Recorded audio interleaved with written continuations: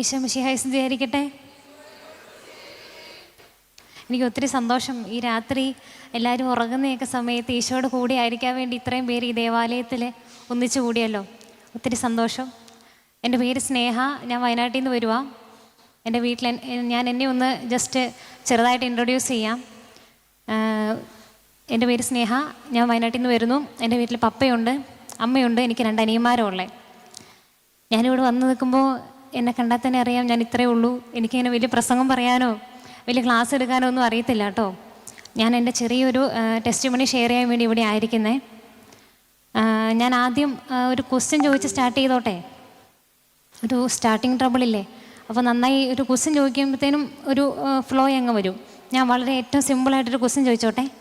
നിങ്ങൾ സമ്മതിച്ചാൽ മാത്രമേ ഞാൻ ക്വസ്റ്റ്യൻ ചോദിക്കത്തുള്ളൂ, അല്ലെങ്കിൽ ഞാൻ ചോദിക്കത്തില്ല. ചോദിച്ചോട്ടെ ചേട്ടാ? ആ, ചോദിക്കാം. ഞാൻ ചോദിക്കുവാണേ, സിമ്പിളായിട്ട് ആൻസർ പറയാം. വലിയ ഇങ്ങനെ കഷ്ടപ്പെട്ട് ചിന്തിക്കുമെന്ന് നിൽക്കണ്ട, സിമ്പിളായിട്ട് ആൻസർ പറയാം. ഇപ്പം നാളെ അല്ലെങ്കിൽ ഇന്ന് അല്ലെങ്കിൽ ആരെങ്കിലും നമ്മളോട് ഇങ്ങനെ വന്ന് ചോദിക്കുക, നാളെ മറ്റന്നാളൊക്കെ ആയിട്ട് ആരെങ്കിലും നമ്മളോട് ഒന്ന് ചോദിക്കുക, നീ ഒരു ക്രിസ്ത്യാനിയാണോ? ഞാൻ കേട്ടിട്ടില്ല. ക്രിസ്ത്യാനിറ്റി എന്ന് പറയുമ്പോൾ എന്താ? What is Christianity? എന്താ ക്രിസ്ത്യാനിയോട് ഒരു ക്രിസ്ത്യാനി എന്താ? ആരായിരിക്കണം? എന്താ ഒരു ക്രിസ്ത്യാനി എന്നെ കൊണ്ട് ഉദ്ദേശിക്കുന്നത്? ആരാണ് ഒരു ക്രിസ്ത്യാനി? ഇങ്ങനെയൊക്കെ ആരെങ്കിലും ചോദിച്ചു കഴിഞ്ഞാൽ നമ്മൾ നാളെ എന്നാ പറയും? നമ്മളോട് ഒരാളിങ്ങനെ വന്ന് ചോദിക്കുക, നമ്മൾ എന്നാ പറയും? ക്രിസ്തുവിൻ്റെ അനുയായികൾ. ക്രിസ്തുവിനെ അനുഗമിക്കുന്നവർ. കറക്റ്റ് നമ്മളെ വേദപാഠത്തിൽ പഠിപ്പിക്കുന്ന കറക്റ്റ് ഡെഫിനിഷനാണത്. സൂപ്പർ. ക്രിസ്തുവിൻ്റെ അനുയായി. ഇനി ഒരു 2 ആൻസറും കൂടെ നമ്മുടെ ജീവിതമൊക്കെ ആയിട്ടൊന്ന് കണക്ട് ചെയ്ത് ആർക്കെങ്കിലും പറയാൻ പറ്റുവാണേ 2 ആൻസറും കൂടെ ഞാൻ സ്വീകരിക്കുവേ. ആരും ഇങ്ങനെ ബലം പിടിച്ചൊന്നും ഇരിക്കേണ്ട കേട്ടോ. എനിക്കങ്ങനെ വലിയ വലിയ കാര്യങ്ങളൊന്നും പറയാൻ അറിയത്തില്ല. നമുക്ക് അങ്ങോട്ടും ഇങ്ങോട്ടൊക്കെ സന്തോഷമായിട്ടിരിക്കാം, ചിരിച്ചൊക്കെ ഇരുന്നോ. ഒരു 2 ആൻസറും കൂടെ പറയൂ. എന്തെങ്കിലും പറഞ്ഞോ, കുഴപ്പമില്ല. തെറ്റാണെങ്കിലും ഇപ്പോൾ കുഴപ്പമില്ല, ശരിയാണെങ്കിൽ ഒത്തിരി സന്തോഷം. എന്തെങ്കിലും പറഞ്ഞോ. ഒരു ക്രിസ്ത്യാനി ആരായിരിക്കണം? എന്താണ് ക്രിസ്ത്യാനിറ്റി? നമുക്ക് എന്നാ പറയാനുള്ളത്? ക്രിസ്തുവിൻ്റെ അനുയായികളാണ്. ചേട്ടൻ എന്തോ പറയാനുണ്ട്? സൂപ്പർ. മറ്റുള്ളവരെ ക്രിസ്തുവിലേക്ക് നയിക്കുന്നവരാണ് ക്രിസ്ത്യാനികൾ. പിന്നെ ഒരെണ്ണം കൂടെ ആരെങ്കിലും പറയൂ, ഒരെണ്ണം കൂടെ നമുക്ക് കേൾക്കാം. ക്രിസ്തുവിനെ മറ്റുള്ളവർക്ക് പകർന്നു കൊടുക്കുന്നു. ഓക്കെ, ഞാൻ ഒത്തിരി നിങ്ങളിങ്ങനെ ബുദ്ധിമുട്ടിക്കുന്നില്ല. ഞാൻ വചനം അനുസരിച്ച് ജീവിക്കുന്നവരാണ് ക്രിസ്ത്യാനി. യെസ്, കറക്റ്റാണേ, ഞാൻ പറഞ്ഞതൊക്കെ കറക്റ്റാണ്. പക്ഷെ ഇന്ന് ഞാൻ ആഗ്രഹിക്കുന്നത് എന്നാന്ന് വെച്ച് കഴിഞ്ഞാൽ, ഇന്ന് ഈ ഒരു രാത്രി ഇങ്ങനെ പരിശുദ്ധാത്മാവിൽ നിറയാൻ വേണ്ടിയിട്ട്, ഈശോയെ അനുഭവിച്ചറിയാൻ വേണ്ടി നമ്മളിവിടെ ആയിരിക്കുമ്പം ഞാൻ നിങ്ങളുമായിട്ട് ഷെയർ ചെയ്യാൻ വേണ്ടി ആഗ്രഹിക്കുന്നത് ക്രിസ്ത്യാനിറ്റി എന്നാന്ന് പറയുമ്പോഴത്തേനും ഞാൻ എൻ്റെ ഒരു ടെസ്റ്റിമണിയാണ് ഷെയർ ചെയ്യാൻ വേണ്ടി ആഗ്രഹിക്കുന്നത്. അപ്പോൾ ഞാൻ അതിലേക്ക് കിടക്കുന്നതിന് മുന്നേ ക്രിസ്ത്യാനിറ്റി നമുക്കതിനെപ്പറ്റിയുള്ള ഒരു ഡെഫിനിഷൻ ഞാനൊന്ന് ചെറുതായിട്ട് ഉടച്ചു മാർക്കാൻ വേണ്ടി ആഗ്രഹിക്കുകയാണ്. ബെനഡിക്ട് 16 മാർപ്പാപ്പ ഇങ്ങനെ പറയുന്നുണ്ട്, ക്രിസ്ത്യാനിറ്റി എന്ന് പറയുമ്പോഴത്തേനും ഒത്തിരി ഇങ്ങനെ നിയമങ്ങളൊക്കെ അനുസരിച്ച് ഒരു ചട്ടക്കൂടിനുള്ളിൽ കഷ്ടപ്പെട്ട് ജീവിച്ച് തീർക്കേണ്ട ഒരു ജീവിതമല്ല, മറിച്ച് ആസ്വദിച്ച് ഈശോയെ സ്നേഹിച്ച് ഒരു 33 വയസ്സുകാരൻ ജൂയിഷ് കാർപ്പൻറ്ററുമായിട്ട് ഓരോ ക്രിസ്ത്യാനിക്കും ഇങ്ങനെ ഒരു പേഴ്സണൽ എൻകൗണ്ടർ ഉണ്ടായിരിക്കണം എന്നാണ് പറയുന്നത്. ആരാ ഈ 33 വയസ്സുകാരൻ ജൂയിഷ് കാർപ്പൻറ്റർ? ഈശോയല്ലേ. അപ്പോൾ ഈശോയായിട്ട് ഓരോ ക്രിസ്ത്യാനിക്കും വ്യക്തിപരമായൊരു ബന്ധം ഉണ്ടായിരിക്കണം. വ്യക്തിപരമായിട്ട് ഓരോ ക്രിസ്ത്യാനിയും ഈശോയെ അറിഞ്ഞിരിക്കണം, സ്നേഹിച്ചിരിക്കണം. അങ്ങനെയാണ് ബെനഡിക്ട് 16 മാർപ്പാപ്പ ഒരു ക്രിസ്ത്യാനിറ്റിയെ പറ്റി പറയുന്നത്. അപ്പോൾ എനിക്കുണ്ടായ ഒരു ജീസസ് എൻകൗണ്ടറിനെ പറ്റി ഞാൻ എൻ്റെ ഈശോയുടെ സ്നേഹമൊക്കെ, ഈശോനെ ഇത്രമാത്രം സ്നേഹിക്കുന്നുണ്ടെന്നൊക്കെ ഞാൻ എങ്ങനെ അറിഞ്ഞേ, അങ്ങനെയൊക്കെയുള്ള കുഞ്ഞു കുഞ്ഞു കാര്യങ്ങൾ ഞാൻ നിങ്ങളുമായിട്ട് ഷെയർ ചെയ്യാൻ വേണ്ടി ആഗ്രഹിക്കുവാണേ. അപ്പോൾ എൻ്റെ കാര്യം പറഞ്ഞു കഴിഞ്ഞാൽ, എൻ്റെ വീട് പള്ളിയുടെ ഭയങ്കര അടുത്താണ്. ഞാൻ പണ്ട് ഇങ്ങനെ ഒന്നും അല്ലായിരുന്നു കേട്ടോ. ഞാൻ ഭയങ്കര ഒരു മടിച്ച് കൊച്ചായിരുന്നു. ഭയങ്കര ഒരു മടിച്ചായിരുന്നു ഞാൻ.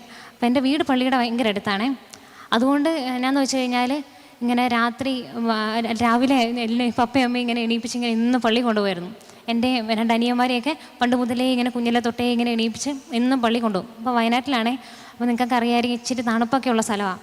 അപ്പോൾ ഞാനിങ്ങനെ ഓർക്കും, എൻ്റെ ദൈവമേ, ഒരു ദിവസം ഇങ്ങനെ കടന്നൊക്കെ ഉറങ്ങാൻ കിട്ടുമായിരുന്നെങ്കിൽ, ഇങ്ങനെ കമ്പിളിക്കടിയിലൊക്കെ കിടക്കാൻ നല്ല രസമല്ലേ. ഒരു ദിവസം തണുപ്പത്ത് ഇങ്ങനെ മൂടി പോച്ചൊക്കെ ഒരു ദിവസം കിട്ടുമായിരുന്നേ, കൊള്ളായിരുന്നു എന്നൊക്കെ ഞാനിങ്ങനെ ഓർക്കുമായിരുന്നേ. അപ്പോൾ ഇവരിങ്ങനെ കുത്തി എണീപ്പിച്ച് എന്നും പള്ളി കൊണ്ടുപോകും. അപ്പോൾ എനിക്കാണെങ്കിൽ ഭയങ്കര മടിയായിരുന്നേ. അങ്ങനെ ഞാനിങ്ങനെ വിളിച്ചെണീപ്പിച്ച് കൊണ്ടുപോകുന്നതുകൊണ്ട് ഇങ്ങനെ കഷ്ടപ്പെട്ട് എന്നും ഇങ്ങനെ കുഞ്ഞിലെ തൊട്ട് ഇങ്ങനെ പള്ളി പോയിരുന്നു കേട്ടോ. പിന്നെ വൈകുന്നേരം ആകുമ്പോൾ കുരിശ് വരയ്ക്കണ്ടേ. കുരിശ് വരയ്ക്കാനാകുമ്പോഴത്തേനും എനിക്കിങ്ങനെ ഉറക്കമൊക്കെ വരുമായിരുന്നു. ഞാൻ ഓർക്കും, ഓ മുട്ടയെ നിൽക്കണം, പ്രാർത്ഥന ഉറക്കെ ചെല്ലണം, എന്തൊക്കെ കഷ്ടപ്പാടല്ലേ. ഞാനിങ്ങനെയൊക്കെ ഓർക്കുമായിരുന്നേ. ഭയങ്കര ഉറക്കമൊക്കെ വരുമായിരുന്നു. ഇങ്ങനെ ഭയങ്കര മടിയായിരുന്നു കേട്ടോ. പിന്നെ ഞാൻ ഓർക്കും ഇങ്ങനെ കൈയൊക്കെ ഉയർത്തി പ്രാർത്ഥിക്കുന്ന എന്തിനായിരിക്കും, കൈ താത്തി വെച്ച് ഒച്ച കൂട്ടി പ്രാർത്ഥിക്കുന്ന എന്തിനാ, ഒച്ച കുറച്ച് സാധാരണ പോലെയൊക്കെ ഇങ്ങനെ പ്രാർത്ഥിച്ചാൽ പോലെ, ഈ സ്തുതിക്കുന്നതൊക്കെ എന്തിനാ, അങ്ങനെയൊക്കെ ഞാനിങ്ങനെ ഓർക്കുമായിരുന്നേ. നിങ്ങളാരെങ്കിലും അങ്ങനെ ഓർത്തിട്ടുണ്ടോ? ഇല്ലയെന്ന് എനിക്കറിയാം, നിങ്ങളൊക്കെ വളരെ വിശുദ്ധരായ മനുഷ്യന്മാരാണ്. പക്ഷേ എൻ്റെ കുഞ്ഞിലെ പൊട്ടബുദ്ധിക്ക് ഞാൻ അങ്ങനെയൊക്കെ ഓർത്തൊരു കാലം എനിക്കുണ്ടായിരുന്നു. അപ്പോൾ ഞാനങ്ങനെ ഭയങ്കര ഒരു മടിച്ചായിരുന്നു. എല്ലാ കാര്യത്തിലും എനിക്ക് ഭയങ്കര മടിയായിരുന്നു. പ്രാർത്ഥിക്കാനൊക്കെ മടി, പള്ളിയിൽ പോകാനൊരു മടി, അങ്ങനെയൊക്കെ ഇങ്ങനെ നിർബന്ധത്തിന് വഴങ്ങി ഇങ്ങനെ കഷ്ടപ്പെട്ടുകൊണ്ട് ഞാനിങ്ങനെ ഈ കാര്യങ്ങളൊക്കെ ചെയ്തുകൊണ്ടിരുന്നത് കേട്ടോ. അങ്ങനെ കുറേ കാലം ഞാനിങ്ങനെ ജീവിച്ചേ. അന്നേരം ഇതിനകത്ത് എപ്പോഴും ഒരു വ്യത്യാസം വന്നത് എപ്പോഴാണെന്ന് അറിയണ്ടേ? നമുക്ക് കൊറോണയൊക്കെ വന്നല്ലോ, 2019 ആ ഒരു കാലമൊക്കെ ആയപ്പോഴത്തേനും ആ ഒരു വർഷത്തിൽ കൊറോണ വന്നല്ലോ. അപ്പോൾ ഈ കൊറോണയൊക്കെ വന്നു കഴിഞ്ഞപ്പോഴത്തേനും എന്നാ സംഭവിച്ചേ? നമ്മുടെ ദേവാലയങ്ങളൊക്കെ ഇങ്ങനെ അടഞ്ഞു പോയില്ലേ? വിശുദ്ധ കുർബാനയൊന്നും ഇല്ലാതെ നമ്മുടെ ദേവാലയങ്ങളൊക്കെ ഇങ്ങനെ പൂട്ടിപ്പോയി. ആ ഒരു സമയത്ത് അന്ന് വരെ ഞാനിങ്ങനെ എന്നും വിശുദ്ധ കുർബാനയ്ക്ക് പോകുമായിരുന്നേ. പക്ഷേ ഇങ്ങനെ ദേവാലയങ്ങളൊക്കെ പൂട്ടിപ്പോയി കഴിഞ്ഞപ്പോഴത്തേന് എന്നാ സംഭവിച്ചു? എനിക്ക് കുർബാനയ്ക്ക് പോകാൻ പറ്റാതെയായി. ആ ഒരു സമയത്ത് ഞാനിങ്ങനെ മനസ്സിലാക്കുമായിരുന്നു, ഞാൻ എന്തൊക്കെ കാര്യങ്ങൾ ചെയ്യാമെന്ന് അറിയാം. എൻ്റെ സന്തോഷത്തിന് വേണ്ടി ഒത്തിരി കാര്യങ്ങൾ ഞാൻ ചെയ്യുമായിരുന്നു. പക്ഷേ എന്ത് ചെയ്തിട്ടും എൻ്റെ ഒരു ദിവസം അങ്ങ് കംപ്ലീറ്റ് ആവുന്നില്ല. ആ ഒരു സമയത്തിൽ ഞാനിങ്ങനെ മനസ്സിലാക്കുമായിരുന്നു വിശുദ്ധ കുർബാനയ്ക്ക് എൻ്റെ ജീവിതത്തിലുള്ള പ്രാധാന്യം, വിശുദ്ധ കുർബാനയുടെ ഒരു മൂല്യം, ഒരു വിലയൊക്കെ എൻ്റെ ജീവിതത്തിൽ ഇത്രമാത്രം ഉണ്ടെന്ന് ഇങ്ങനെ ആ ഒരു സമയത്ത് ഞാനിങ്ങനെ പയ്യെ മനസ്സിലാക്കുമായിരുന്നേ. എന്ത് ചെയ്തിട്ടും ഒരു ദിവസം ഇങ്ങനെ കംപ്ലീറ്റ് ആവുന്നില്ല. ഒരു സന്തോഷമൊന്നും മൊത്തത്തിൽ കുറച്ചൊരു സന്തോഷമൊക്കെ ഉണ്ട്, എന്നാലും നല്ലൊരു സന്തോഷമൊന്നും എനിക്ക് കിട്ടുന്നില്ല. ഒരു ഇൻകംപ്ലീറ്റ്നെസ് എവിടേക്കോ. അങ്ങനെ ഞാനിങ്ങനെ കുർബാനയൊക്കെ തുടങ്ങാൻ വേണ്ടി ഇങ്ങനെ കാത്തിരിക്കുമായിരുന്നേ. പള്ളിയൊക്കെ തുറക്കുന്ന സമയമായപ്പോഴത്തേനും പിറ്റേ ദിവസം കുർബാനയ്ക്ക് പോകുന്നുണ്ടെങ്കിൽ ഞാനിങ്ങനെ തലേ ദിവസമേ പ്രാർത്ഥിച്ചൊരുങ്ങി ഒക്കെ ഇങ്ങനെ കുർബാനയ്ക്ക് പോകാൻ തുടങ്ങി. അപ്പോൾ തൊട്ടിങ്ങനെ കുർബാനയ്ക്ക് പോകാൻ വേണ്ടി ഒരു കൊതിയാണ്. നമുക്ക് ഈ ചില ഭക്ഷണമൊക്കെ കാണുമ്പോൾ കൊതി വരാറുണ്ടോ? ഉണ്ട്. അപ്പോൾ അതുപോലെ എനിക്കിങ്ങനെ കുർബാനയ്ക്ക് പോകാൻ വേണ്ടി ഈശോ ഇങ്ങനെ ഒരു കൊതി തന്നേ ആ ഒരു സമയത്ത്. അപ്പോൾ ഞാനിങ്ങനെ കൊതിയോടെ കാത്തിരിക്കും. നാളെ കുർബാനയാണ്, ഞാനിങ്ങനെ കൊതിയോടെ വെയിറ്റ് ചെയ്തിരിക്കും. ഞാനിങ്ങനെ പ്രാർത്ഥിച്ചൊരുങ്ങും. അപ്പോൾ എനിക്കിങ്ങനെ വലിയ പ്രാർത്ഥനകളൊന്നും അറിയത്തില്ല, വലിയ രീതിയിൽ പ്രാർത്ഥിക്കാനോ ഭയങ്കര വലിയ പ്രാർത്ഥനകൾ ഇങ്ങനെ ചൊല്ലാനൊന്നും എനിക്ക് അറിയത്തില്ലായിരുന്നേ. അപ്പോൾ ഞാനിങ്ങനെ കുഞ്ഞായിട്ട് കുഞ്ഞു സുഹൃദേവങ്ങളൊക്കെ ചൊല്ലും. ഇങ്ങനെ എൻ്റെ ഈശോയെ ഞാനങ്ങേ കാത്തിരിക്കുന്നു, എൻ്റെ ഈശോയെ ഞാനങ്ങേ സ്നേഹിക്കുന്നു, അങ്ങനെയൊക്കെ പറഞ്ഞിങ്ങനെ ഈശോയെ സോപ്പിട്ട് ഈശോയോട് ഇങ്ങനെ കൂട്ടുകൂടി അങ്ങനെ കുഞ്ഞായിട്ട് ഇങ്ങനെ പ്രാർത്ഥനകളൊക്കെ ചൊല്ലി വിശുദ്ധ കുർബാനയ്ക്ക് വേണ്ടി പ്രാർത്ഥിച്ചൊരുങ്ങാൻ വേണ്ടി തുടങ്ങി. അങ്ങനെ ഒത്തിരി ഭക്തിയോടെയൊക്കെ ഇങ്ങനെ കുർബാനയിൽ പങ്കെടുക്കാൻ വേണ്ടി തുടങ്ങി. അങ്ങനെ കുർബാനയായിട്ടൊരു ബന്ധം ആ സമയത്ത് ഇങ്ങനെ വളരാൻ വേണ്ടി തുടങ്ങി. അത് കഴിഞ്ഞ് കുറച്ച് കാലം അങ്ങനെ ജീവിച്ചു. അങ്ങനെ കുറച്ച് കാലം കഴിഞ്ഞപ്പോഴത്തേനും ഇതിനകത്ത് വലിയൊരു ട്വിസ്റ്റ് ഉണ്ടായി. എപ്പോഴാണെന്നറിയാവോ? എപ്പോഴാണെന്ന് വെച്ച് കഴിഞ്ഞാൽ ഞാൻ പ്ലസ് ടു കഴിഞ്ഞിട്ട് എനിക്ക് ഹോസ്റ്റലിൽ നിന്ന് പഠിക്കണമായിരുന്നു. കോഴിക്കോട്ടേക്ക് വന്നു. ഞാൻ എടുത്ത കോഴ്സിന് വയനാട്ടിൽ പഠിക്കാൻ സൗകര്യമില്ലായിരുന്നു. അപ്പോൾ ഞാൻ പഠിക്കാൻ വേണ്ടി കോഴിക്കോട്ടേക്ക് വന്നപ്പോൾ എന്നെ സംഭവിച്ചു, ഹോസ്റ്റലിൽ നിൽക്കണമല്ലോ. അപ്പോൾ ഇനി ഞാൻ ഈശോയോട് വരാൻ നേരത്തൊരു കാര്യം പറഞ്ഞായിരുന്നു, ഈശോയെ എനിക്കാണെങ്കിൽ കുർബാന മുടങ്ങുമ്പോൾ ഒത്തിരി വിഷമമാകും, നമ്മൾ കണ്ടുപിടിച്ചല്ലോ, അത് കംപ്ലീറ്റ് ആവുന്നില്ല, ഭയങ്കര ബുദ്ധിമുട്ടാണ്. അപ്പോൾ എന്നാ ചെയ്തു, ഞാൻ ഈശോയോട് പറഞ്ഞു, ഈശോയെ ഞാനിങ്ങനെ കോഴിക്കോട്ടേക്ക് പോകുമ്പോഴത്തേനും കുർബാനയും ഹോസ്റ്റലിനടുത്ത് കുർബാനയ്ക്ക് എന്നും പോകാൻ വരുന്ന സൗകര്യത്തിനുള്ള ഒരു ഹോസ്റ്റൽ എനിക്ക് കണ്ടുപിടിച്ച് തരാമോ? അല്ലെങ്കിൽ നടന്നൊക്കെ പോയി വരുമ്പോഴത്തേനും എനിക്ക് ഒത്തിരി നേരം വൈകത്തില്ലേ, ക്ലാസ്സിൽ പോകാൻ വേണ്ടി തിരിച്ച് വരുമ്പോൾ ഒത്തിരി ബുദ്ധിമുട്ടാണ്. അപ്പോൾ എനിക്കിങ്ങനെ എൻ്റെ പള്ളിയുടെ അടുത്താണല്ലോ, അപ്പോൾ പള്ളീൻ്റെ അടുത്തുള്ളതുപോലെ ഹോസ്റ്റൽ, ഇങ്ങനെ പള്ളിയുടെ അടുത്തുള്ളൊരു ഹോസ്റ്റൽ എനിക്ക് കണ്ടുപിടിച്ച് തരാമോ, കുർബാനയ്ക്ക് പോകാൻ വേണ്ടിയാന്ന് പറഞ്ഞിട്ട് ഞാനിങ്ങനെ കോഴിക്കോടേക്ക് പോയി. ആ കാര്യം മാത്രം ഞാൻ ഈശോയോട് പറഞ്ഞുള്ളേ. അന്നേരം ഞാനിങ്ങനെ ഈശോയോട് അങ്ങനെ പറഞ്ഞ് കോഴിക്കോട് ചെന്ന് നോക്കുമ്പോഴത്തേനും അത്ഭുതം എന്ന് പറയട്ടെ, ഞാൻ ഇതുവരെ എവിടെയും കണ്ടിട്ടില്ല, ഒരു മതിലിൻ്റെ അപ്പുറം ഇപ്പുറം എനിക്ക് ഈശോ ഹോസ്റ്റലും പള്ളിയും ഒരുക്കി തന്നേ. എൻ്റെ കൊച്ചെന്നും കുർബാനയ്ക്ക് പോയിക്കോട്ടെ, എൻ്റെ കൊച്ചിൻ്റെ കുർബാന മുടങ്ങരുതെന്ന് ഓർത്തിട്ട് ഈശോ എനിക്ക് ഒരു മതിലിൻ്റെ അപ്പുറം ഇപ്പുറം കോഴിക്കോട് എത്തിയപ്പോഴത്തേനും ഹോസ്റ്റലും പള്ളിയും കൂടി എനിക്ക് ഒരുക്കി തന്നു. എന്നും കുർബാനയ്ക്ക് പോകാനുള്ള സൗകര്യം ഈശോ എനിക്ക് ഒരുക്കി തന്നേ. അങ്ങനെ ഞാൻ ഹോസ്റ്റലിൽ നിൽക്കാൻ വേണ്ടി തുടങ്ങി. അപ്പോൾ വേറൊരു പ്രശ്നം എന്നാന്ന് വെച്ച് കഴിഞ്ഞാൽ, നിങ്ങളൊന്ന് ഓർത്ത് നോക്കി, ഞാൻ ഹോസ്റ്റലിൽ, എൻ്റെ പപ്പയും അമ്മയും എൻ്റെ 2 അനിയന്മാരും എവിടെയാ? വീട്ടിൽ. അപ്പോൾ എനിക്ക് ഭയങ്കര വിഷമം, ഞാൻ മാത്രം വേറെ, അവരൊക്കെ ഒരുമിച്ച്. ഭയങ്കര ഹോം സിക്നെസ് ആയിരുന്നേ. അപ്പോൾ അത് പിന്നെ എനിക്ക് കുറച്ച് അങ്ങനെ വിഷമമായിരുന്നു. അത് കഴിഞ്ഞ് ഞാൻ ഓർത്ത് സാരമില്ല, കോഴിക്കോടൊക്കെ ചെല്ലുമ്പോൾ നല്ല കൂട്ടുകാരെയൊക്കെ കിട്ടത്തില്ലേ, അതങ്ങ് മറന്നോളും, അത് ഒഴുക്കിനങ്ങ് പൊക്കോളും എന്ന് ഓർത്ത് ഞാനങ്ങനെ നിന്നു. അത് കഴിഞ്ഞ് കുറച്ച് നാൾ കഴിഞ്ഞ് കോഴിക്കോട് നിന്ന് എത്തിയിട്ടും നമ്മുടെ ആ ഒരു വൈബ് എന്ന് പറഞ്ഞാൽ അറിയത്തില്ലേ, ആ ഒരു വൈബ് മാച്ച് ആവുന്നില്ല, ഫ്രണ്ട്സിനെ ഒന്നും കിട്ടുന്നില്ല കേട്ടോ. ഞാൻ ഇഷ്ടപ്പെടുന്ന കൂട്ടുകാരെ ഒന്നും എനിക്ക് കിട്ടുന്നില്ല. അപ്പോഴത്തേനും ഞാനിങ്ങനെ കുറച്ച് നാളൊക്കെ ഇങ്ങനെ വെയിറ്റ് ചെയ്യുക. കുറച്ച് നാൾ കഴിഞ്ഞിട്ടും ഇങ്ങനെ കൂട്ടുകാരെ ഒന്നും കിട്ടുന്നില്ല. അപ്പോൾ ആകപ്പാട് പെട്ടിരിക്കുക. വീട്ടിൽ പോകാൻ പറ്റുന്നില്ല, അതിൻ്റെ വിഷമം. കൂട്ടുകാരെ കിട്ടുന്നില്ല, അതിൻ്റെ വിഷമം. ഇപ്പോൾ എനിക്കൊരു സമാധാനം ഉള്ളത് എവിടെയാണെന്നറിയോ? ഞാൻ ചെയ്തുകൊണ്ടിരുന്നൊരു കാര്യം കറക്റ്റായിട്ട് മുടങ്ങാതെ നടക്കുന്ന എന്നാണെന്നറിയോ? എനിക്ക് എന്നും വിശുദ്ധ കുർബാനയ്ക്ക് പോകാൻ വേണ്ടി പറ്റുന്നുണ്ട്. അപ്പോൾ ഞാൻ എന്നാ ചെയ്യുന്നത് വെച്ച് കഴിഞ്ഞാൽ, ഇന്ന് രാവിലെ വിശുദ്ധ കുർബാനയ്ക്ക് പോയിട്ട് ഇങ്ങനെ, നിങ്ങൾ ശ്രദ്ധിച്ചിട്ടുണ്ടോയെന്ന് അറിയത്തില്ല, നമ്മളിങ്ങനെ ഒത്തിരി വിഷമിച്ചൊക്കെ നിൽക്കുമ്പോഴത്തേനും ഇതൊരു സങ്കടമൊക്കെ ആയിട്ട് ഇങ്ങനെ കുർബാനയ്ക്ക് വന്നു കഴിയുമ്പോഴത്തേനും ഈ പാട്ടിനും പ്രാർത്ഥനകളൊക്കെ ഒത്തിരി അർത്ഥമാണ്. ശ്രദ്ധിച്ചിട്ടുണ്ടോ? അപ്പോൾ ഞാനിങ്ങനെ ഒത്തിരി ചങ്ക് നിറച്ചും വേദനയാണ്, വിഷമമാണ്. അതിന് ഞാനിങ്ങനെ കുർബാനയ്ക്ക് നിൽക്കുമ്പോഴത്തേനും ഞാൻ ഓർക്കും, ഞാൻ ഇപ്പോൾ പാട്ടിനും പ്രാർത്ഥനയ്ക്കൊക്കെ ഭയങ്കര അർത്ഥമാണ്. അങ്ങനെ അർത്ഥം അറിഞ്ഞ് ഇങ്ങനെ ആസ്വദിച്ച് ഒക്കെ ഇങ്ങനെ ആ സമയത്ത് ഞാനിങ്ങനെ കുർബാന കൂടാൻ വേണ്ടി തുടങ്ങി കേട്ടോ. പിന്നെ ആ ഒരു സമയത്ത് ഞാൻ ചെയ്ത വേറൊരു കാര്യം എന്താണെന്ന് വെച്ച് കഴിഞ്ഞാൽ, ഇങ്ങനെ കൂട്ടുകാരൊന്നും ആവുന്നില്ലല്ലോ. അപ്പോൾ കൂട്ടുകാരാവാത്തപ്പം ഞാനിങ്ങനെ കുറച്ച് പാട്ട് പാടും. അപ്പോൾ ഞാനിങ്ങനെ പയ്യെ പാട്ട് പാടി ഈശോയോട് സംസാരിക്കാൻ വേണ്ടി തുടങ്ങി. എന്തുണ്ടെങ്കിലും ഈശോയോട് ഇങ്ങനെ പാട്ടിലൂടെ അങ്ങ് പറയും. സങ്കടമാണേലും സന്തോഷമാണേലും ഇപ്പോൾ ടെൻഷനൊക്കെ ആവുകയാണെങ്കിൽ ഞാനൊരു ഉണ്ടാക്കിയൊക്കെ അങ്ങ് പാട്ട് പാടി ഈശോയോട് ഇങ്ങനെ ആദ്യം സംസാരിക്കാൻ വേണ്ടി തുടങ്ങി. നല്ല രസമാണ്. ഇപ്പോൾ പിന്നെ റൂമിലൊന്നും ആരും ഇല്ലെങ്കിൽ ഞാൻ ഉറക്കെയൊക്കെ അങ്ങ് പാടും. ഈശോ കേൾക്കണ്ടേ, അതുകൊണ്ട് ഞാൻ ഉറക്കെയൊക്കെ അങ്ങ് പാടും. അങ്ങനെ ഈശോയോട് പാടി അങ്ങനെ സംസാരിക്കാൻ വേണ്ടി തുടങ്ങി. ആ സമയത്ത് ഞാൻ പാടിക്കൊണ്ടിരുന്നൊരു പാട്ട് പാടിത്തരാം. ഇപ്പോൾ സങ്കടമൊക്കെ വരുവാണെങ്കിൽ അല്ലെങ്കിൽ ഇങ്ങനെ പാടുന്നൊരു പാട്ട് ഇതായിരുന്നേ. ദുഃഖത്തിൻ്റെ പാനപാത്രം കർത്താവിൻ്റെ കയ്യിൽ തന്നാൽ സന്തോഷത്തോടതു വാങ്ങി ഹല്ലേലൂയ പാടിയിടും ഞാൻ. ദോഷമായി എന്നോടൊന്നും എൻ്റെ താത് ചെയ്യുകയില്ല. എന്നെ അവനടിച്ചാലും അവൻ എന്നെ സ്നേഹിക്കുന്നു.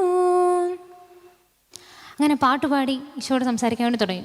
അത് കഴിഞ്ഞ് കുറച്ച് കഴിഞ്ഞപ്പോഴത്തേനും പിന്നെ എനിക്ക് കൂട്ടുകാരൊന്നും ആവുന്നില്ല. പക്ഷേ എനിക്കിത് ഇഷ്ടമായി, ഈശോയോട് സംസാരിക്കുന്നത് എനിക്ക് ഭയങ്കര ഇഷ്ടമായി. അപ്പോൾ ഞാനൊരു പണി ചെയ്യാൻ തുടങ്ങി. ഒരു മനുഷ്യനോട് സംസാരിക്കുന്നത് പോലെ എൻ്റെ കൂട്ടുകാരോടും എൻ്റെ കൂട്ടുകാരിയോടൊക്കെ സംസാരിക്കുന്നത് പോലെ ഇങ്ങനെ ഈശോയോട് നടക്കുന്ന വഴി കൂടെയും ക്ലാസ്സിൽ പോകുമ്പോഴും തിരിച്ചു വരുമ്പോഴും ഭക്ഷണം കഴിക്കുമ്പോഴൊക്കെ ഇങ്ങനെ ഈശോയോട് ഒരു വ്യക്തിയോട് എന്ന പോലെ ഈശോയോട് ഇങ്ങനെ പയ്യെ സംസാരിക്കാൻ വേണ്ടി തുടങ്ങി. ഒത്തിരി രസമാണ്. ഇപ്പം ഞാൻ പറയുന്ന എന്ത് പൊട്ടത്തരമാണെങ്കിലും മണ്ടത്തരമാണെങ്കിലും ചിലപ്പോൾ എൻ്റെ ഫ്രണ്ട്സ് അത് കേട്ടിരിക്കണമെന്നില്ല, പക്ഷേ ഈശോ അത് കേൾക്കുമെന്നേ. എന്ത് തമാശ വേണമെങ്കിലും ഈശോയോട് പറയാം, എന്ത് കാര്യം വേണമെങ്കിലും ഇങ്ങനെ ഈശോയോട് പറയാം കേട്ടോ. അങ്ങനെ ഞാനിങ്ങനെ പയ്യെ എന്ത് കാര്യമാണെങ്കിലും ഇങ്ങനെ ഈശോയോട് കുഞ്ഞു വാക്കുകളിലൂടെ ഇങ്ങനെ സംസാരിക്കാൻ വേണ്ടി തുടങ്ങി കേട്ടോ. നമ്മുടെ ബൈബിളിലെ വെളിപ്പാടിൻ്റെ പുസ്തകം 3-ാം അധ്യായത്തിൽ ഇങ്ങനൊരു വചനമുണ്ടേ. ഇതാ ഞാൻ വാതിലിൽ മുട്ടുന്നു, ആരെങ്കിലും എൻ്റെ സ്വരം കേട്ട് വാതിൽ തുറന്നാൽ ഞാൻ അവൻ്റെ അടുത്തേക്ക് വരും. ഇതാ ഞാൻ വാതിലിൽ മുട്ടുന്നു, ആരെങ്കിലും എൻ്റെ സ്വരം കേട്ട് വാതിൽ തുറന്നു തന്നാൽ ഞാൻ അവൻ്റെ അടുത്തേക്ക് വരും. ഒന്ന് ഓർത്തു നോക്കിയേ, ഇത്രമാത്രം സ്നേഹിക്കുന്നൊരു ദൈവം പറയുക, നമ്മുടെ ഹൃദയമാകുന്ന വാതിലിൽ ദൈവം ഇങ്ങനെ നിരന്തരം മുട്ടിക്കൊണ്ടിരിക്കുക. ദൈവം പറയുക, ആരെങ്കിലും എൻ്റെ സ്വരം ഒന്ന് കേട്ട് അവൻ്റെ ഹൃദയം എനിക്ക് തുറന്നു തന്നാൽ ഞാൻ അവൻ്റെ അടുത്തേക്ക് വരും. ഒന്ന് ഓർത്തു നോക്കിയേ, നമ്മുടെ കൂടെ ആയിരിക്കാൻ വേണ്ടി ആഗ്രഹിക്കുന്ന ദൈവം. ഇങ്ങനെയൊക്കെ പറയുവാണെങ്കിലും എനിക്കിങ്ങനെ ചില നേരം തോന്നുമായിരുന്നു, ഈശോയും എന്നെ ഇട്ടേച്ച് പോയോ, എൻ്റെ കൂടെ ഈശോയും ഇല്ല, ഇപ്പോൾ മൊത്തത്തിൽ ഒറ്റയ്ക്കായോ. അങ്ങനെയൊക്കെ തോന്നുന്ന സമയത്ത് ഞാൻ ചെയ്യുന്നൊരു കാര്യം ഇപ്പം നമുക്ക് ചെയ്താലോ? ചെയ്യാം. അങ്ങനെയാണെങ്കിൽ നിങ്ങൾ എല്ലാവരും നിങ്ങളുടെ ഹൃദയത്തിലേക്കൊന്ന് കൈവച്ച് നോക്കൂ. ശ്രദ്ധിച്ച് കേൾക്കണേ. അപ്പോൾ ഞാനിങ്ങനെ ഒറ്റയ്ക്കായി പോയെന്ന് തോന്നുമ്പോഴത്തേന് ഞാനിങ്ങനെ ഹൃദയത്തിലേക്ക് ഇങ്ങനെ അമർത്തി കൈവച്ചിട്ട് ഇങ്ങനെ ഈശോയോട് ചോദിക്കും. രാവിലെ കുർബാനയൊക്കെ കഴിഞ്ഞ് വന്നിരിക്കുവാണല്ലോ, അപ്പോൾ ഈശോ എവിടെയാ? എൻ്റെ ഹൃദയത്തിലുണ്ടല്ലോ. ഞാനിങ്ങനെ ഈശോയോട് ചോദിക്കും, ഈശോയെ നീ അവിടെ ഉണ്ടോ, നീ അവിടെ ഉണ്ടോ എന്ന് ഈശോയോട് ഞാനിങ്ങനെ ചോദിക്കും. നിങ്ങളൊന്ന് ശ്രദ്ധിച്ച് കേട്ടേ. ഈശോ പറയുവാ, ഞാനവിടെ ഉണ്ട്, ഞാനവിടെ ഉണ്ടെന്നേ. കേൾക്കുന്നുണ്ടോ? ഞാൻ അങ്ങനെയൊക്കെ ചെയ്യുമായിരുന്നേ. പിന്നെയുണ്ടല്ലോ, ഞാൻ എവിടെയോ ആരോ പറഞ്ഞിങ്ങനെ കേട്ടതാണ്, ദൈവത്തിന് മാത്രം ചെയ്യാൻ പറ്റുന്ന ഒരു സ്പേസ് ഉണ്ട് നമ്മുടെ ഹൃദയത്തിൽ. അപ്പം നമ്മൾ എത്ര മനുഷ്യന് എപ്പോഴും സന്തോഷമാണല്ലോ വേണ്ടത്, ഫുൾഫിൽ ഇങ്ങനെ ആയിരിക്കാനാണല്ലോ ഇഷ്ടം.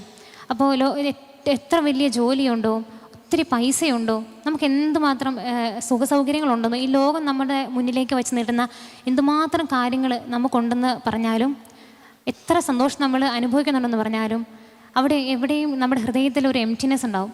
ആ എംപ്റ്റിനെസ് ഫില്ല് ചെയ്യാൻ കഴിയുന്നത് നമ്മുടെ ദൈവത്തിന് മാത്രമാണേ. ബൈബിളിലുണ്ടല്ലോ, നമ്മളിങ്ങനെ സുവിശേഷങ്ങളിൽ കാണുന്നുണ്ട്, ഈശോയുടെ പരസ്യജീവിതകാലം മുഴുവൻ ഈശോ ഇങ്ങനെ എന്ത് വലിയ കാര്യം ചെയ്യാൻ വേണ്ടി പോകുകയാണെങ്കിലും ഇങ്ങനെ പിതാവായ ദൈവത്തോട് യാത്രയുടെ യാമങ്ങളിലൊക്കെ ഇന്ന് നമ്മളിരിക്കുന്നത് പോലെ ഈശോ ഉറങ്ങാതെ ഇരുന്ന് പിതാവായ ദൈവത്തോട് ഇങ്ങനെ സംസാരിച്ചിട്ടാണ് ഓരോ കാര്യങ്ങളിലും തീരുമാനമൊക്കെ എടുത്തുകൊണ്ടിരുന്നത്. അപ്പോൾ ഈശോ ആഗ്രഹിക്കുന്നുണ്ട്, ദൈവം നമ്മിൽ നിന്നും ഇങ്ങനെ ആഗ്രഹിക്കുന്നുണ്ട്. ഈശോ നമുക്ക് ജീവിക്കാനുള്ള മാതൃക ഈ ലോകത്ത് കാണിച്ചു തന്നിട്ടാണല്ലോ പോയത്. അപ്പോൾ ഈശോ നമ്മിൽ നിന്നും ഇങ്ങനെ ആഗ്രഹിക്കുന്നുണ്ട്. നമ്മൾ ഓരോ കാര്യം ചെയ്യുമ്പോഴും ഈശോയോട് ചോദിക്കണം. ഒരു കുഞ്ഞു കൊച്ചിനെ പോലെ നിഷ്കളങ്കമായി എന്നും ഈശോയുടെ മുന്നിൽ ഇങ്ങനെ ആയിരിക്കണം. ഈശോയുടെ ഓരോ കാര്യങ്ങളും ചോദിക്കണം. ഈശോയുടെ പ്ലാൻ ചെയ്ത് നമ്മൾ ഒരു ദിവസവും സ്റ്റാർട്ട് ചെയ്യണം. അങ്ങനെയൊക്കെ ഈശോ ഇങ്ങനെ ആഗ്രഹിക്കുന്നുണ്ട് കേട്ടോ. പിന്നെ എൻ്റെ ജീവിതത്തിന് ആ ഒരു സമയത്ത് ഞാൻ കണ്ടുപിടിച്ചൊരു കാര്യം എന്നാണെന്നറിയാവോ? ദൈവം നമ്മുടെ കൂടെയുണ്ടെങ്കിൽ, ഈശോ നമ്മുടെ കൂടെയുണ്ടെങ്കിൽ നമുക്ക് വേറെ ഒന്നിനെക്കുറിച്ച് ഓർത്തും ടെൻഷൻ അടിക്കേണ്ട കാര്യമില്ല. നിങ്ങൾക്കറിയാവോ, കഴിഞ്ഞ വർഷം വരെ മൈക്ക് പിടിച്ചൊരു മനുഷ്യൻ്റെ മുന്നിൽ പോലും നിൽക്കാത്ത ആളാണ് ഞാൻ ദേവാലയത്തിൽ പാട്ട് പാടുന്ന ആളാണ്. അങ്ങോട്ട് തിരിഞ്ഞു നിന്ന ആളാണ് പാടുന്നത്. എനിക്ക് പേടിയായിരുന്നേ. ഇന്ന് ഞാനിവിടെ നിൽക്കുന്നുണ്ടെങ്കിൽ എൻ്റെ ശക്തി, എൻ്റെ ധൈര്യം എൻ്റെ ഈശോയാണ്. എൻ്റെ ഈശോയോടുള്ള സ്നേഹത്തെ പ്രതി ഞാനിവിടെ നിൽക്കുന്നത്. എനിക്ക് എക്സാമൊക്കെ എഴുതാൻ പോകുമ്പോഴത്തേന് ഒത്തിരി പേടിയായിരുന്നേ. എക്സാം എഴുതാൻ പോകുന്നതിന് തലേദിവസമൊക്കെ ഇങ്ങനെ ഓർക്കുമ്പോഴത്തേന് ഇടിച്ചിടിച്ച് ചങ്കൊക്കെ ഭയങ്കര ടെൻഷനായിരുന്നു. പിന്നെ ഈശോയായിട്ട് കൂട്ടുകൂടി കഴിയുമ്പോഴത്തേനുള്ള വ്യത്യാസം എന്നാണെന്നറിയാമോ? നമുക്കൊരു കാര്യത്തെ ഓർത്തും ടെൻഷൻ അടിക്കേണ്ട കാര്യമില്ല. ഇപ്പോൾ പഠിക്കുകയൊക്കെ ചെയ്തു, എല്ലാ കാര്യം ഞാൻ ചെയ്യാനുള്ള കാര്യങ്ങളൊക്കെ ഞാൻ ചെയ്തിട്ടുണ്ട്. പഠിക്കേണ്ട കാര്യങ്ങളൊക്കെ ഞാൻ പഠിച്ചിട്ടുണ്ടെങ്കിൽ എൻ്റെ കൂടെ വന്ന് എൻ്റെ കൂടെ എക്സാമിനിരിക്കുന്നതും എന്നെ പഠിച്ച കാര്യങ്ങളൊക്കെ ഓർമ്മിച്ച് തരുന്നത് ആരാ? ഈശോയല്ലേ. അപ്പോൾ വേറെ എന്തെങ്കിലും കാര്യത്തെ ഓർത്ത് ടെൻഷൻ അടിക്കേണ്ട കാര്യം നമുക്കുണ്ടോ? ഇല്ല. ഈശോ ഉണ്ടല്ലോ. നമ്മൾ എത്ര വലുതാണെങ്കിലും ഈശോയുടെ മുന്നിൽ നമ്മളിങ്ങനെ കുഞ്ഞുങ്ങളാണല്ലോ. ഈശോ നമ്മുടെ ഓരോ കുഞ്ഞു കാര്യത്തിൽ പോലും ഭയങ്കര ശ്രദ്ധാലുവാന്നേ. ഇപ്പോൾ പിള്ളേരൊക്കെ പറയുന്ന പോലെ ഈശോ നമ്മുടെ കാര്യത്തിൽ ഭയങ്കര പൊസസീവാണ്. എന്നാന്ന് വെച്ച് കഴിഞ്ഞാൽ ബൈബിളിൽ നമ്മളിങ്ങനെ വായിക്കുന്നുണ്ടല്ലോ, നിൻ്റെ അലച്ചിലുകൾ ഞാൻ എണ്ണുന്നുണ്ട്, നിൻ്റെ കണ്ണീർ കണങ്ങൾ ഞാൻ കുപ്പിയിൽ ശേഖരിക്കുന്നുണ്ട്. എന്തിനാ പറയുന്നേ? നമുക്ക് പോലും അറിയത്തില്ല. നിൻ്റെ ഓരോ തലമുടി ഇഴ കൊഴിയുന്നത് പോലും തമ്പുരാനറിയാം. അത്രമാത്രം മനുഷ്യൻ്റെ ഓരോ കുഞ്ഞു കാര്യങ്ങളിൽ പോലും ശ്രദ്ധിക്കുന്ന ഒരു ദൈവമാണ് നമുക്കുള്ളത്. വിശുദ്ധ പൗലോസ്ലീഹ റോമാക്കാർക്ക് എഴുതിയ ലേഖനം 8-ാം അധ്യായം 31-ാം വാക്യത്തിൽ ഇങ്ങനൊരു വചനമുണ്ട്: ദൈവം നമ്മുടെ പക്ഷത്തെങ്കിൽ ആര് നമുക്കെതിരെ നൽകും? ദൈവം നമ്മുടെ പക്ഷത്തെങ്കിൽ ആര് നമുക്കെതിരെ നൽകും? ഒന്ന് ഓർത്തു നോക്കി. ഇസ്രായേലിനെ ഈജിപ്തിൻ്റെ അടിമത്തത്തിൽ രക്ഷിച്ച ദൈവം. ഇസ്രായേൽക്കാരെങ്ങനെയുള്ള ജനമായിരുന്നു നമുക്കറിയാം. പിടിവാശിക്കാരും ദുഷ്ടാട്ടിക്കാരുമായ ജനമായിരുന്നു. ലക്ഷക്കണക്കിന് വരുന്ന ആ ജനത്തെ ഈജിപ്തിൻ്റെ അടിമത്തത്തിൽ നിന്ന് രക്ഷിച്ച ദൈവം. അവർക്ക് വേണ്ടി ചെങ്കടൽ വിഭജിച്ച ദൈവം, അവർക്ക് കാനാൻ ദേശം അവകാശമാക്കി കൊടുത്ത ദൈവം നമ്മുടെ കൂടെ, നമ്മുടെ കൂട്ടുകാരൻ. ഒന്ന് ഓർത്തു നോക്കി, നമ്മൾ എത്ര ഭാഗ്യം ചെയ്തു വരാം. വിശുദ്ധ കുർബാനയിൽ നമ്മളിങ്ങനെ പാടി പ്രാർത്ഥിക്കുന്നുണ്ടല്ലോ. എൻ്റെ കൂടെ പാടാവോ? നമ്മുടെ കൂടെ ബലവാനാ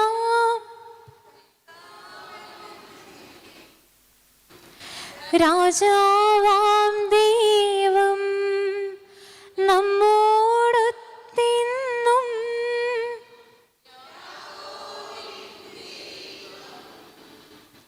നമ്മുടെ തുണയെന്നും. അബ്രാഹത്തിൻ്റെ ദൈവം, ഇസഹാക്കിൻ്റെ ദൈവം, യാക്കോബിൻ്റെ ദൈവം നമ്മുടെ കൂട്ടുകാരൻ. ഒന്ന് ഓർത്ത് നോക്കി, ദൈവം നമ്മുടെ കൂടെ. പിന്നെ എന്തിനെങ്കിലും ഓർത്ത് ഈ ലോകത്തിൽ നമ്മൾ അനുഭവിക്കുന്ന എന്തെങ്കിലും സങ്കടങ്ങളെ ഓർത്ത് ടെൻഷനെയൊക്കെ ഓർത്ത് ആകുലരാവേണ്ട കാര്യമുണ്ടോ? എന്തെങ്കിലും ഓർത്ത് ടെൻഷൻ അടിക്കേണ്ട കാര്യമുണ്ടോ? സർവാധിപനും സർവശക്തനും അത്യുന്നതനുമായ ദൈവം, നമ്മുടെ രാനിലച്ചൻ പറയുന്നത് പോലെ സർവാധിപനും സർവശക്തനും അത്യുന്നതനുമായ ദൈവം നമ്മുടെ കൂടെ, നമ്മുടെ കൂട്ടുകാരനെങ്കിൽ എന്തിനെങ്കിലും ഓർത്ത് നമ്മൾ പേടിക്കേണ്ട കാര്യമുണ്ടോ? ഇല്ലല്ലേ. ഇനി എല്ലാവരും ശ്രദ്ധിച്ചിരിക്കണേ. ഇനി ഏറ്റവും ഇമ്പോർട്ടൻ്റ് ആയിട്ടുള്ള ഒരു കാര്യത്തെപ്പറ്റി പറയാൻ വേണ്ടി പോവുക. ഞാനിങ്ങനെ ഈശോയോട് കൂട്ടുകൂടാനും ഈശോനെ ഇത്രമാത്രം സ്നേഹിക്കുന്നുണ്ടെന്നൊക്കെ ഞാൻ അറിയാനും വേണ്ടി ഏറ്റവും വലിയ കാരണമായത് വിശുദ്ധ കുർബാനയാണ്. വിശുദ്ധ കുർബാനയെ പറ്റി ഇനി പറയാൻ വേണ്ടി പോകുന്നത്. അതിനു മുന്നേ ഒരു കുഞ്ഞു ക്വസ്റ്റ്യൻ ചോദിച്ചോട്ടെ. വിശുദ്ധ കുർബാനയിൽ സത്യമായും നമ്മുടെ കർത്താവായ ഈശോ മിശിഹ ജീവനോടെ ഇന്നും എഴുന്നള്ളിയിരിക്കുന്നു എന്ന് വിശ്വസിക്കുന്നവരൊന്ന് കൈവെക്കാവോ? ഒത്തിരി സന്തോഷം കേട്ടോ. ഇതായിരുന്നു വെളിപാടിൻ്റെ പുസ്തകത്തിൽ ഇങ്ങനൊരു വചനമുണ്ടേ, ഇതാ ദൈവത്തിൻ്റെ കൂടാരം മനുഷ്യരോടുകൂടെ, അവിടുന്ന് അവരോടൊപ്പം വസിക്കും, അവർ അവിടുത്തെ ജനമായിരിക്കും, അവിടുന്ന് അവരോട് കൂടെ ആയിരിക്കുകയും ചെയ്തു. ഇതാ ദൈവത്തിൻ്റെ കൂടാരം മനുഷ്യരോടുകൂടെ. ഒന്ന് ഓർത്തു നോക്കി, മനുഷ്യനെ ഇത്രമാത്രം സ്നേഹിക്കുന്നൊരു ദൈവം, അളവുകളില്ലാതെ അതിരുകളില്ലാതെ മനുഷ്യനെ ഇത്രമാത്രം സ്നേഹിക്കുന്ന ദൈവം നമ്മോട് കൂടെ ആയിരിക്കാൻ വേണ്ടി ആഗ്രഹിച്ച് നമ്മോടുള്ള സ്നേഹത്തെ പ്രതി ഓരോ ദേവാലയങ്ങളിലും സക്രാരികളിൽ നമുക്ക് വേണ്ടി കൂടാരമടിച്ച് താമസിക്കുക. ദൈവത്തിന് മനുഷ്യനോടുള്ള സ്നേഹത്തിൻ്റെ ഏറ്റവും വലിയ പ്രകടനമാണല്ലോ വിശുദ്ധ കുർബാന. വിശുദ്ധ കുർബാനയിലൂടെ സ്നേഹമായിട്ട് കാരുണ്യമായിട്ട് ഈശോ നമ്മുടെ ഉള്ളിലേക്ക് ഇങ്ങനെ എഴുന്നള്ളി വരിക. യോഹന്നാന്റെ സുവിശേഷം 3-ാം അധ്യായം 16-ാം വാക്യത്തിൽ നമ്മളിങ്ങനെ വായിക്കുന്നുണ്ട്, തൻ്റെ ഏകജാതനെ നൽകാൻ തക്ക വിധം ദൈവം ലോകത്തെ അത്രമാത്രം സ്നേഹിച്ചു. തൻ്റെ ഏകജാതനെ നൽകാൻ തക്ക വിധം ദൈവം ലോകത്തെ അത്രമാത്രം സ്നേഹിച്ചു. യെശയ്യാപ്രവാചകന്റെ പുസ്തകം 50-ാം അധ്യായം 16-ാം വാക്യത്തിൽ നമ്മളിങ്ങനെ വായിക്കുന്നുണ്ട്, അടിച്ചവർക്ക് പുറവും താടിമീശ പറിച്ചവർക്ക് കവിളുകളും ഞാൻ കാണിച്ചു കൊടുത്തു. നിന്നയിൽ നിന്നും തുപ്പലിൽ നിന്നും ഞാൻ മുഖം തിരിച്ചില്ല. അടിച്ചവർക്ക് പുറവും താടിമീശ പറിച്ചവർക്ക് കവിളുകളും ഞാൻ കാണിച്ചു കൊടുത്തു. നിന്നയിൽ നിന്നും തുപ്പലിൽ നിന്നും ഞാൻ മുഖം തിരിച്ചില്ല. ആ കുരിശി കിടക്കുന്ന ഈശോയെ നോക്കി, എന്ത് ബുദ്ധിമുട്ടിയാണ് ഈശോ ശ്വാസം വലിക്കാൻ വേണ്ടി നിൽക്കുന്നത്. ആ വാരിയലൊക്കെ ഇങ്ങനെ വലിഞ്ഞ് എന്തുമാത്രം ബുദ്ധിമുട്ട് ഈശോ നമുക്ക് വേണ്ടി സഹിച്ചേ. കുരിശിൻ്റെ വഴിയിലെ 11-ാമത്തെ സ്ഥലത്ത് നമ്മളിങ്ങനെ ധ്യാനിക്കുന്നുണ്ട്. ഈശോയെ കുരിശിൽ തറയ്ക്കുന്നൊരു ഭാഗമാണേ. അതിനകത്ത് നമ്മൾ ചൊല്ലുന്ന പ്രാർത്ഥന ഇങ്ങനെയാണ്, ഈശോയെ കുരിശിൽ കിടത്തി കൈകളിലും കാലുകളിലും അവർ ആണിത്തറച്ചു. ആണിപ്പഴുതുകളിലേക്ക് കൈകാലുകൾ വലിച്ചു നീട്ടുന്നു. ആരോ ഇങ്ങനെ പറഞ്ഞു കേട്ടിട്ടുണ്ട്, ഈശോയ്ക്കുള്ള കുരിശ് തയ്യാറാക്കിയപ്പോഴത്തേനും കുരിശിലേക്ക് ഈശോയുടെ കൈ ഇങ്ങനെ എത്തുന്നില്ലായിരുന്നു. ആണിപ്പഴുതുകളിലേക്ക് ഈശോയുടെ കൈ ഇങ്ങനെ വലിച്ചു നീട്ടും അവർ ചെയ്തേ. അണിപ്പഴുതുകളിലേക്ക് കൈകാലുകൾ വലിച്ചു നീട്ടുന്നു. ഉഗ്രമായ വേദന, മനുഷ്യന് സങ്കല്പിക്കാൻ പോലും കഴിയാത്ത വിധം ദുസ്സഹമായ പീഡകൾ. ഈശോ ഇത്രമാത്രം പീഡകൾ സഹിച്ചത് വിശുദ്ധ കുർബാനയാകാൻ വേണ്ടിയായിരുന്നേ.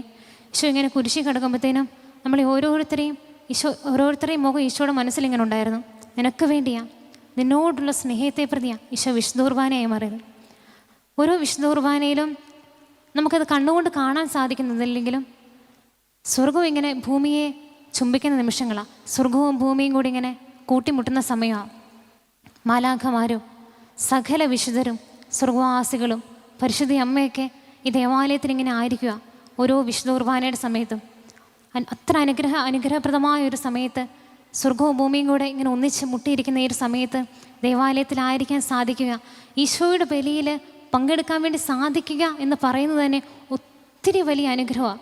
നമ്മൾ എന്നും വിശുദ്ധ കുർബാനയ്ക്ക് പോകുന്നതുകൊണ്ട് ചിലപ്പോൾ അതിൻ്റെ ഒരു വിലയോ ഒരു പ്രാധാന്യമോ അനുദിന ജീവിതത്തിൽ നമുക്കറിയത്തില്ലായിരിക്കും. വിശുദ്ധ കുർബാന എന്ന് പറയുമ്പോഴത്തേനും ഇന്ന് നമുക്കൊന്ന് റീതിങ്ക് ചെയ്യാവേ. വിശുദ്ധ കുർബാന എന്ന് പറയുമ്പോഴത്തേനും തമ്പുരാൻ്റെ ബലിയാണ്. എൻ്റെ ഈശോ എൻ്റെ പാപങ്ങൾക്ക് പരിഹാരമായി അർപ്പിച്ച ബലിയാണ്. ഈശോ 2000 വർഷം മുന്നേ കാൽവരിയിൽ അർപ്പിച്ച അതേ ബലി ഓരോ വിശുദ്ധ കുർബാനയ്ക്കും ഓരോ ആൾത്താരുകളിലും ഈശോ നമുക്ക് വേണ്ടി ഇങ്ങനെ മുറിയപ്പെടുക. അതേ ബലി ഓരോ ആൾത്താരുകളിലും ഇങ്ങനെ അർപ്പിക്കപ്പെടുക. ഒത്തിരി ദിവ്യകാര നിന്ദനങ്ങൾ ഇന്നും ഈ ലോകത്ത് നടക്കുന്നുണ്ടേ. ഇന്ന് നമുക്ക് തീരുമാനമെടുക്കാം, ഒത്തിരി വില കൊടുത്ത് ഓരോ വിശുദ്ധ കുർബാനയിൽ സംബന്ധിക്കണം. വില കൊടുക്കുക എന്ന് പറയുമ്പോഴത്തേനും ഇച്ചിരി ത്യാഗങ്ങളൊക്കെ എടുത്ത് നമ്മുടെ സുഖങ്ങളും സൗകര്യങ്ങളൊക്കെ മാറ്റിവെച്ച് ഇച്ചിരി ത്യാഗമൊക്കെ എടുത്ത് ഇച്ചിരി ഒരുങ്ങി ഭക്തിയോടെ ഒരുക്കത്തോടെ സ്നേഹത്തോടെ വിശ്വാസത്തോടെ ഈശോയെ സ്വീകരിക്കാൻ വേണ്ടിയിട്ട് ഇന്നു മുതൽ നമുക്ക് തയ്യാറെടുക്കാവേ. ഈശോയുടെ സ്നേഹത്തിനുണ്ടല്ലോ ഒരു എക്സ്പെക്റ്റേഷനും ഇല്ല. ഈശോ എവിടെയെങ്കിലും ഇങ്ങനെ പറയുന്നത് നിങ്ങൾ കേട്ടിട്ടുണ്ടോ?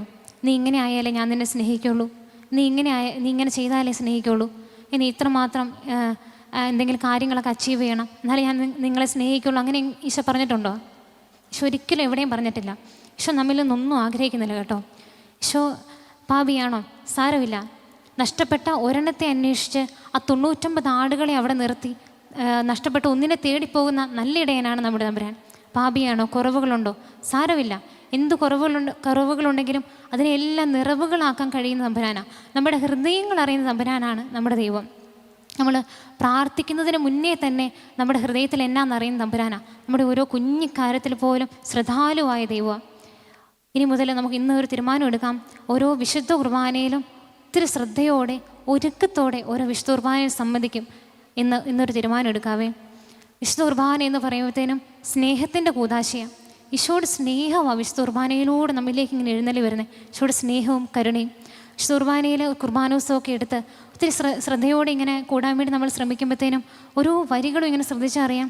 സത്യമായിട്ടും ഈശോയുടെ കരുണയും സ്നേഹവും ഒക്കെ ഓരോ വരിയിലൂടെ നമുക്കിങ്ങനെ മനസ്സിലാക്കാൻ വേണ്ടി സാധിക്കുകയും ഒത്തിരി ശ്രദ്ധയോടെ ഭക്തിയോടെ ഓരോ വിശുദ്ധ കുർബാനയിലും സംബന്ധിക്കാൻ വേണ്ടി നമുക്ക് തീരുമാനം എടുക്കാം. വിശുദ്ധ ജോൺ പോൾ രണ്ടാം മാർപ്പാപ്പ ഇങ്ങനെ പറയുന്നുണ്ട് വിശുദ്ധ കുർബാനയെ പറ്റി: ലോകത്തിലെ സകല പ്രശ്നങ്ങളുടെയും പരിഹാരം അൾത്താരിലിരിക്കുന്ന ഈ കുഞ്ഞപ്പത്തിലുണ്ടെന്ന്. ഒന്ന് ഓർത്തു നോക്കി, നമ്മുടെ പ്രശ്നങ്ങൾക്കൊക്കെ പരിഹാരം അന്വേഷിച്ച് നമ്മൾ എങ്ങോട്ടൊക്കെയാണ് അലഞ്ഞു നടക്കുന്നത്. വിശുദ്ധ ജോൺ പോൾ രണ്ടാം മാർപ്പാപ്പ നമ്മളോട് പറയുക, ഈ ലോകത്തിലുള്ള വലുതും ചെറുതുമായ സകല പ്രശ്നങ്ങളുടെയും പരിഹാരം ഈ അൾത്താരിലിരിക്കുന്ന ഈ കുഞ്ഞപ്പത്തിലുണ്ടെന്ന്. നിങ്ങൾക്ക് സ്വർഗത്തിൽ പോകാൻ ഇഷ്ടമാണോ? സ്വർഗത്തിൽ പോകാൻ ഇഷ്ടമുള്ളവരൊന്ന് കൈവെക്കൂ. എല്ലാവർക്കും ഇഷ്ടമാണ് അല്ലേ? അപ്പോൾ കൊച്ചു ത്രേസ്യ എന്നാ പറയുന്നത് നമുക്ക് നോക്കാം. കൊച്ചു ത്രേസ്യ ഇങ്ങനെ പറയുക: എനിക്ക് വേണ്ടി എൻ്റെ പ്രിയനാഥൻ സ്വർഗം ഒളിച്ചു വച്ചിരിക്കുന്നത് ഈ കുഞ്ഞപ്പത്തിലാണ്. സ്വർഗം ഒളിഞ്ഞിരിക്കുക ആ കുഞ്ഞപ്പത്തിൽ. എനിക്ക് വേണ്ടി എൻ്റെ പ്രിയനാഥൻ സ്വർഗം ഒളിച്ചു വച്ചിരിക്കുന്നത് അൾത്താരിലിരിക്കുന്ന ഈ കുഞ്ഞപ്പത്തിലാണ്. ഒന്ന് കണ്ണടച്ചിരിക്കാവോ? നിയമാവർത്തന പുസ്തകം 4-ാം അധ്യായം 17-ാം വാക്യത്തിൽ നമ്മളിങ്ങനെ വായിക്കുന്നുണ്ട്: നാം വിളിച്ചപേക്ഷിക്കുമ്പോഴൊക്കെ നമ്മുടെ ദൈവമായ കർത്താവ് നമുക്ക് സമീപസ്ഥനായിരിക്കുന്നത് പോലെ ദൈവം ഇത്രയടുത്തുള്ള വേറെ ഏത് ശ്രേഷ്ഠ ജനതയാണുള്ളത്? ദൈവത്തിൻ്റെ സ്വന്തം ജനമാണ് നമ്മൾ. ദൈവത്താൽ തിരഞ്ഞെടുക്കപ്പെട്ട ജനം. മാമോദിസ സ്വീകരിച്ച് ക്രിസ്തുവിൻ്റെ അനുയായികളായിട്ട്, ക്രിസ്ത്യാനികളായിട്ട് ആയിരിക്കാൻ വേണ്ടി നമ്മൾ വിളിക്കപ്പെട്ടിരിക്കുക. ഇനി ദേവാലയത്തിൽ ഈ ഒരു രാത്രി നമ്മളായിരിക്കുമ്പോൾ തീർച്ചയായിട്ടും നമ്മൾ മനസ്സിലാക്കേണ്ട ഒരു കാര്യമുണ്ട്. അച്ഛൻ നമ്മളോട് നേരത്തെ പറഞ്ഞു, വിളിക്കപ്പെട്ടവർ ഒത്തിരി അധികമാണ്, പക്ഷേ തിരഞ്ഞെടുക്കപ്പെട്ടവർ ചുരുക്കമാണ്. നമ്മളിവിടെ ആയിരിക്കുമ്പോൾ ഈശോ നമ്മളെ കൈക്ക് പിടിച്ച് വിളിച്ചുകൊണ്ട് വന്നിരിക്കുക. ഈശോ വിളിച്ചുകൊണ്ട് വരാതെ നമുക്കിവിടെ ആയിരിക്കാൻ സാധിക്കില്ല. ഇവിടെ ആയിരിക്കുന്നത് കൃപയാണ്. നമ്മൾ എത്ര ഭാഗ്യം ചെയ്തവരാണ്. ദൈവത്തിൻ്റെ സ്വന്തം ജനമാണ് നമ്മൾ. നാം വിളിച്ചപേക്ഷിക്കുമ്പോഴൊക്കെ നമ്മുടെ ദൈവമായ കർത്താവ് നമുക്ക് സമീപസ്ഥനായിരിക്കുന്നത് പോലെ ദൈവം ഇത്രയടുത്തുള്ള വേറെ ഏത് ശ്രേഷ്ഠ ജനതയാണുള്ളത്? ഈശോ നമ്മളെ ഒത്തിരി അധികമായി സ്നേഹിക്കുന്നു. കുരിശോളം ഈശോ നമ്മളെ സ്നേഹിച്ചു. സ്വന്തം ജീവൻ പോലും നിനക്ക് വേണ്ടി തരാൻ ഈശോ മടി കാണിച്ചില്ല. ഈശോയ്ക്ക് നമ്മളെ ഓരോരുത്തരെയും വ്യക്തിപരമായി അറിയാം. ഈശോ നമ്മളെ പേര് ചൊല്ലി വിളിക്കുന്നു. ഈശോ നമ്മളെ അത്രമാത്രം സ്നേഹിക്കുന്നു. നമ്മോട് കൂടിയായിരിക്കാൻ വേണ്ടി, നമ്മോട് കൂട്ടുകൂടാൻ വേണ്ടി ആഗ്രഹിച്ച് കുർബാന കഴിഞ്ഞ് നമ്മൾ വീടുകളിലേക്ക് പോകുമ്പോൾ നമ്മുടെ കൂടെ നമ്മുടെ വീടുകളിലേക്ക് വരാൻ വേണ്ടി ആഗ്രഹിച്ച് കുഞ്ഞപ്പത്തിൻ്റെ രൂപത്തിൽ ശുദ്ധ കുർബാനയായി ഈശോ മാറി. ഈ ഒരു സമയം നമ്മൾ ഓർക്കാൻ വേണ്ടി പോകുക, ഈശോ എന്നെ ഇത്ര മാത്രം സ്നേഹിക്കുന്നു. എൻ്റെ ജീവിതത്തിൽ ഈശോയ്ക്ക് എന്ത് സ്ഥാനമാണ് ഞാൻ കൊടുക്കുന്നത്? വിശുദ്ധ കുർബാനയ്ക്ക് എൻ്റെ ജീവിതത്തിൽ എത്രമാത്രം വില ഞാൻ കൽപ്പിക്കുന്നുണ്ട്? ഓരോ ദിവസവും വിശുദ്ധ കുർബാനയ്ക്ക് പോകാൻ അവസരമൊക്കെ എനിക്കുണ്ട്.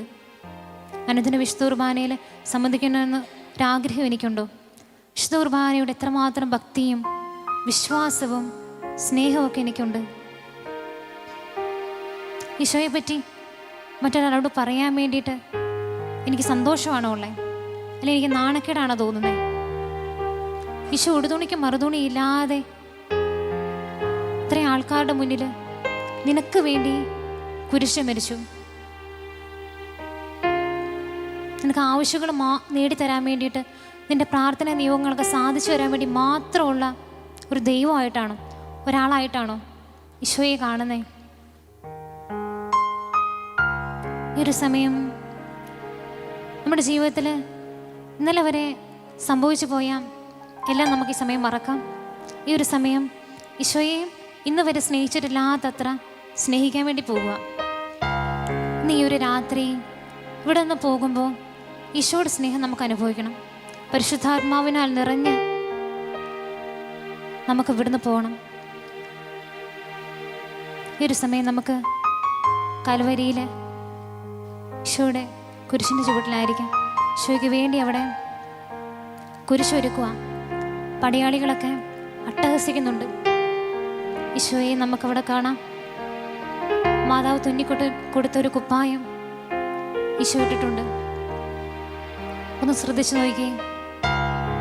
ഈശോയുടെ ദേഹമാസകല മുറിവുകളാണ്.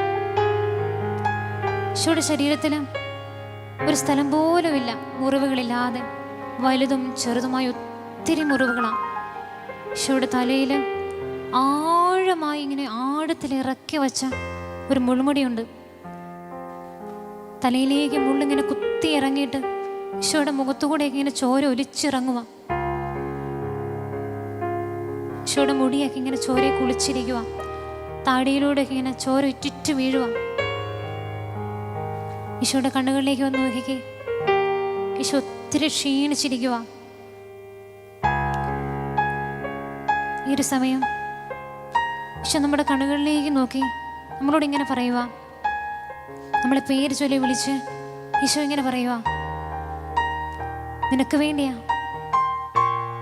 നിന്നോട് കൂടെ ആയിരിക്കാൻ വേണ്ടി ആഗ്രഹിച്ചുകൊണ്ട് നിന്നോടുള്ള സ്നേഹത്തെ പ്രതിയാ, ശുദ്ധ കുർബാനയാകാൻ വേണ്ടിയാ ഞാൻ ഇത്ര മാത്രം പീഡകൾ എൻ്റെ ശരീരത്തെ സഹിച്ചത്.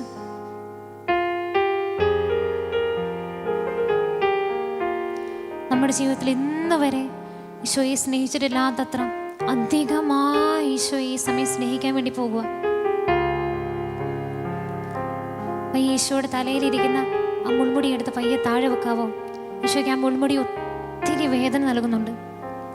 പതിയെ ആ മുൾമുടി എടുത്ത് താഴെ വെച്ചിട്ട് ഈശോയെ കെട്ടിപ്പിടിച്ച് ഉരുമ കൊടുക്കാവോ?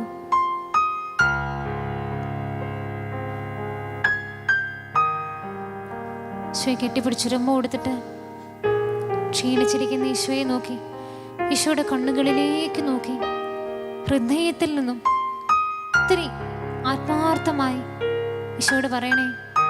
ഇങ്ങനെ പറയാം നമുക്ക്, ഈശോയെ, എൻ്റെ ഈശോയെ, ഈ ലോകത്തെക്കാൾ ഉപരിയായി, എൻ്റെ ജീവനേക്കാൾ ഉപരിയായി, മറ്റെന്തിനേക്കാളും ഉപരിയായി എൻ്റെ ഈശോയെ ഞാനങ്ങേ സ്നേഹിക്കുന്നു. എൻ്റെ ഈശോയെ, ഈ ലോകത്തെക്കാൾ ഉപരിയായി, എൻ്റെ ജീവനേക്കാൾ ഉപരിയായി, മറ്റെന്തിനേക്കാളും ഉപരിയായി ഞാനങ്ങേ സ്നേഹിക്കുന്നു. തുല്യം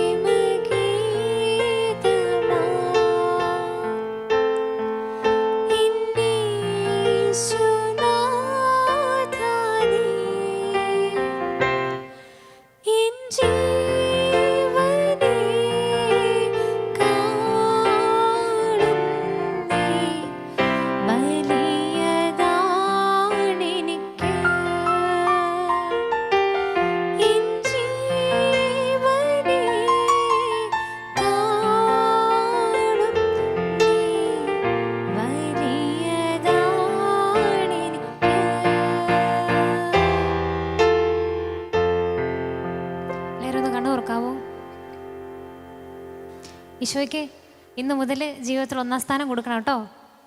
കൊടുക്കുമോ? ഈശോ കഴിഞ്ഞിട്ടേ ബാക്കി എന്തോ ഉള്ളൂ കേട്ടോ. ഈശോ ഉണ്ടെങ്കിൽ ബാക്കി എല്ലാം ഉണ്ടെന്നേ. ഈശോ ഉണ്ടെങ്കിൽ ബാക്കി എല്ലാം ഉണ്ട്. എന്ത് വിഷമമുണ്ടെങ്കിലും ഈ ദേവാലയത്തിലേക്ക് ഓടിവാ. സക്രാരിയിരിക്കുന്ന ഈശോ നിങ്ങളെ കാത്തിരിക്കുന്നുണ്ട് കേട്ടോ. ഓരോ വിശുദ്ധ കുർബാനയും കഴിഞ്ഞ് നമ്മൾ ഈ ദേവാലയം വിട്ട് ഇറങ്ങിപ്പോകുമ്പോഴത്തേനും ഈശോ ഈ ദേവാലയത്തിൽ സക്രാരിയിൽ ഒറ്റയ്ക്കാന്നേ.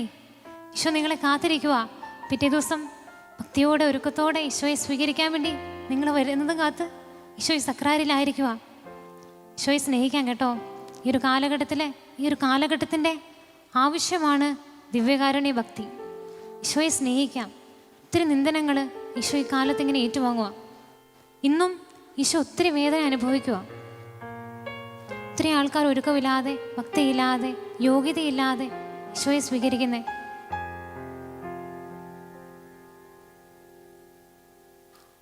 ഓരോ ദിവസവും ഒത്തിരി ഒരുക്കത്തോടെ ഭക്തിയോടെ ഈശോയെ സ്വീകരിക്കുമെന്ന് ഇന്ന് നമുക്ക് തീരുമാനം എടുക്കാം കേട്ടോ. നമ്മുടെ ജീവിതത്തിൽ ഈശോയ്ക്ക് ഒന്നാം സ്ഥാനം കൊടുക്കാം. പീറ്റർ ദി റിഡംഷൻ എന്ന് പറഞ്ഞൊരു സിനിമയുണ്ട്. ആ സിനിമയിൽ പത്രോസ്ലിഹായുടെ ജീവിതത്തിൽ ഇങ്ങനെ അവസാന കാലഘട്ടം ഇങ്ങനെ കാണിക്കുന്നത്.